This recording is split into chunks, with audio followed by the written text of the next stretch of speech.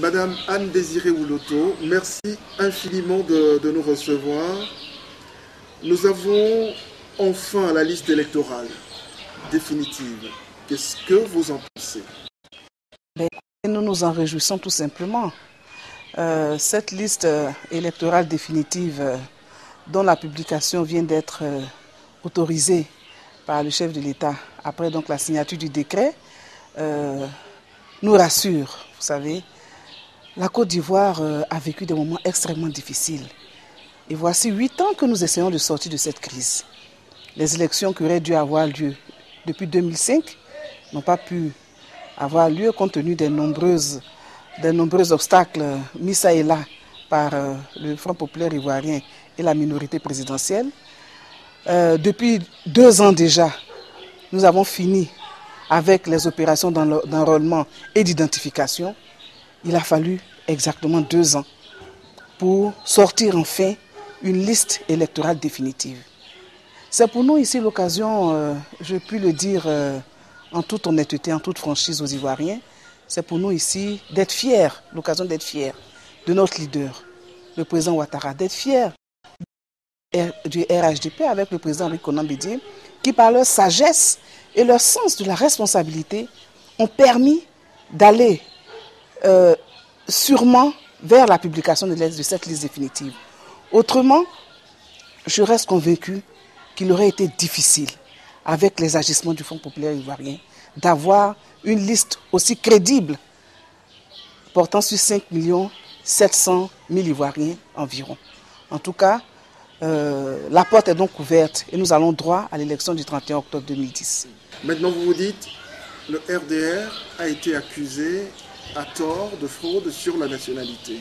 Oh, je dirais tout simplement que nous avons mal et nous avons eu mal de ce genre de bassesse, de ce genre de pratiques qui n'honorent pas l'Ivoirien. Le RDR accusé à tort, c'est dommage pour le FPI. Parce que vous savez, chez nous on dit, on ne peut pas cacher le soleil avec la main. Le RDR n'a pas eu tort. Le RDR a joué son rôle d'opposant. Et le rôle du RDR est de se positionner en tant qu'objecteur de conscience. C'est ce que nous avons fait, pour faire en sorte qu'aucun Ivoirien ne soit laissé au passage. Pour cette sortie de crise, la voix de tous les Ivoiriens est importante. Il était donc important de faire en sorte que seuls les Ivoiriens soient sur la liste électorale. Et c'est ce que nous avons, c'est à cela que nous nous sommes, c'est pour cela que nous nous sommes battus. Et donc je me réjouis en tout cas de cette liste. Nous avons fait ce que nous pouvions faire. Maintenant, passons à la distribution des cartes d'électeurs et des cartes d'identité.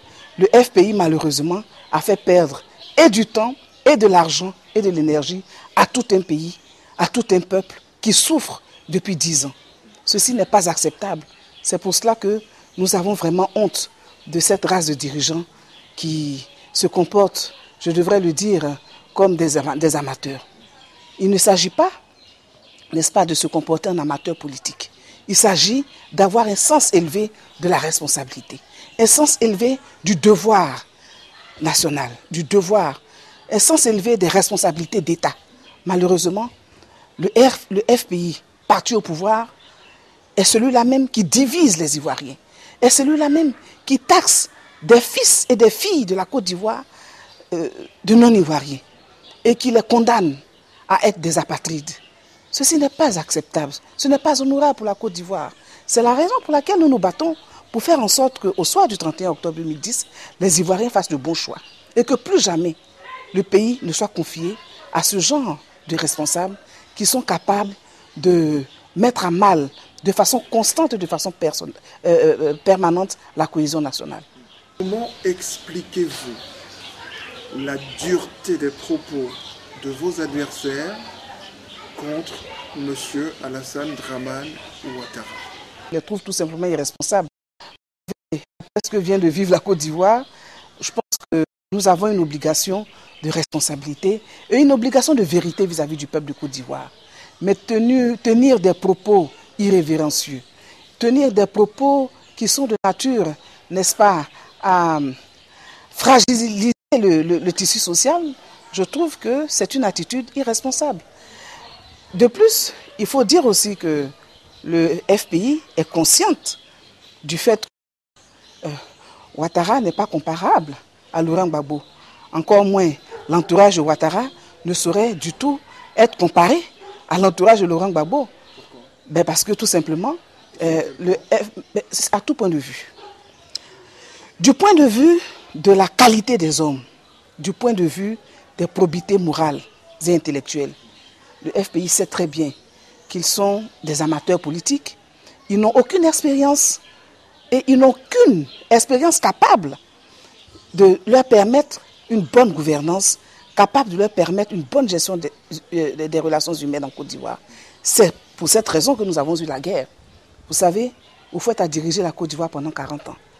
Nous n'avons jamais eu de guerre et pourtant, il y avait des mécontents.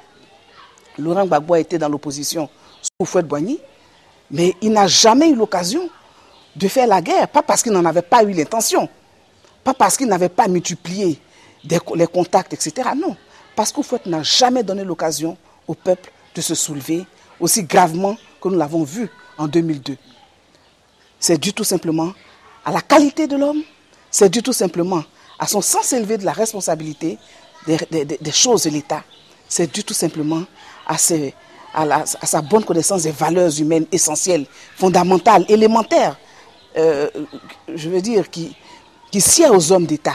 Malheureusement, avec le FPI, ce n'est pas ce que nous avons l'habitude de voir. Le RDR n'a pas encore gagné la présidentielle. Donc, vous savez, on n'a pas besoin de gagner la présidentielle pour se comporter en homme d'État. Mais vous savez qu'Alassane Dramane Ouattara était Premier ministre de la République de Côte d'Ivoire. Il n'était pas encore président du RDR. Il n'était pas encore président du RDR, mais c'est le même homme, Alassane Dramane Ouattara, Premier ministre, qui est aujourd'hui président du RDR. Et la qualité de l'homme n'a pas varié d'un état de Premier ministre à celui de président d'un parti politique. Je profite pour vous demander ceci, alors, Madame Anne-Désirée Oloto. En 1993, M. Alassane Dramane Ouattara était un pur technocrate. Ah oui? Et un grand technocrate. Je pèse bien mes mots. Je vous remercie en tout cas pour cette appréciation. Bien sûr que oui. Et en plus que c'est vrai ce que vous dites. C'est vrai. Bon. Mais là, en 2010, on suppose qu'il gagne les élections. Ce n'est plus seulement le technocrate qui va prendre la tête de la Côte d'Ivoire. Ce serait le technocrate, mais surtout le politique. Oui. Et là, les données changent. Le courage des réformes qu'il a eu certainement en 1993, il n'est pas évident qu'il l'ait en 2010. Alors, qu'est-ce que vous répondez? Non, écoutez, vous savez, je ne sais pas si vous connaissez l'homme Ouattara, mais je vous assure que c'est une chance pour la Côte d'Ivoire que Ouattara ait eu cette expérience, d'autres expériences, je devrais dire, après son passage à la primature. Vous savez, après 1993, Ouattara a occupé de très hautes fonctions au niveau du Fonds monétaire international. Il a été directeur général adjoint du Fonds monétaire international avant de venir se consacrer donc à son parti politique et à la vie de son pays. Donc depuis 1999, Ouattara est aux commandes du RDR. Et vous savez que de 1999 à 2010, il s'est passé donc 11 ans, 11 années difficiles pour Alassane Dramane Ouattara pour le RDR, mais 11 années également difficiles pour la Côte d'Ivoire. Et à tous les rendez-vous importants de la Côte d'Ivoire, Ouattara a été présent pour mettre au service de ses frères, au service de son pays, son expérience, ses qualités humaines, ses qualités de technocrate, parce que dans la gestion d'un État, il a des qualités de technocrate qui importent. Vous savez, le FPI a le beau jeu, mais ils savent très bien que notamment ils sont obligés de venir voir Ouattara pour dénouer certaines situations économiques du pays. Autrement, je crois qu'il aurait été difficile à la Côte d'Ivoire d'accéder, n'est-ce pas, au PPTE. Et il faudrait qu'ils aient le courage et l'honnêteté de remercier également le président Ouattara. Et c'est toutes ces expériences, je vous assure, qui, à partir d'octobre 2010, du 31 octobre 2010, constitueront une chance pour les Ivoiriens. Parce que Ouattara est véritablement prêt désormais.